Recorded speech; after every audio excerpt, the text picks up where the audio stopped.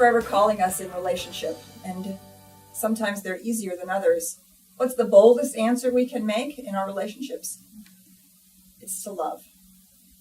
Think about love. I'd like to invite us to think about it a little bit differently.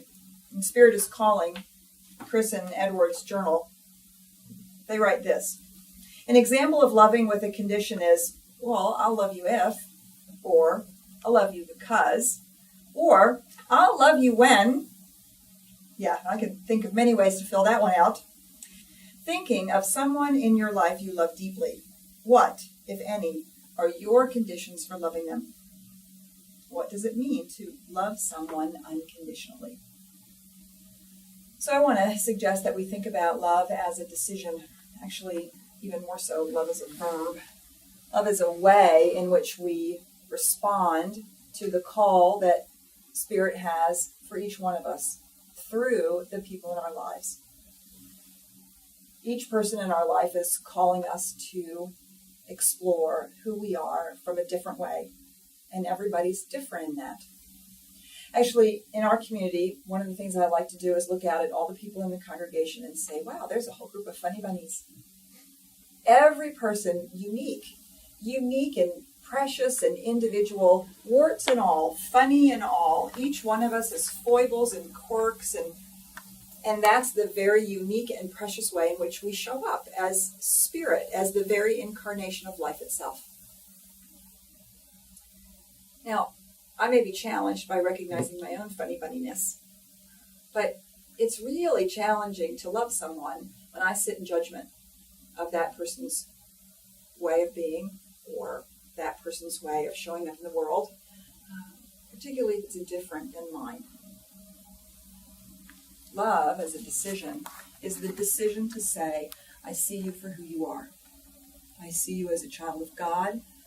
I see you as an incarnation of life itself. I see the very presence of joy and love inside of, in spite of, and maybe even as the very quirks and uniqueness that you are. We're constantly being called into relationships. Now, some relationships are romantic and loving and wonderful, and some relationships are just casual, and some relationships are more challenging. If love is a verb, it is a way in which we show up in those relationships, regardless of what kind of relationship it is.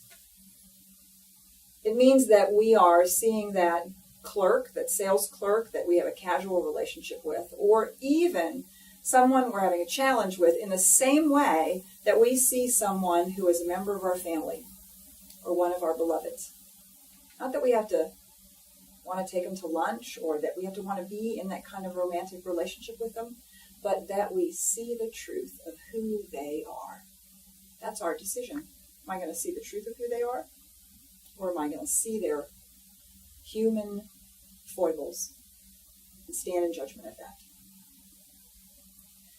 The other way that love is a decision is not only how I'm going to look at another person, it's also from where am I standing when I look?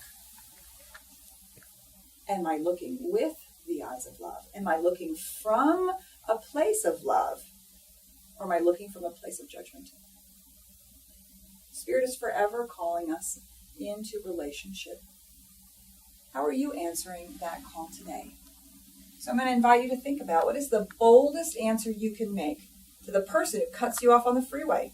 What's the boldest answer you can make to the person who says no to you on the phone? What's the boldest answer you can make to a family member that you're having an argument with? Or someone at work that you just casually have to get along with?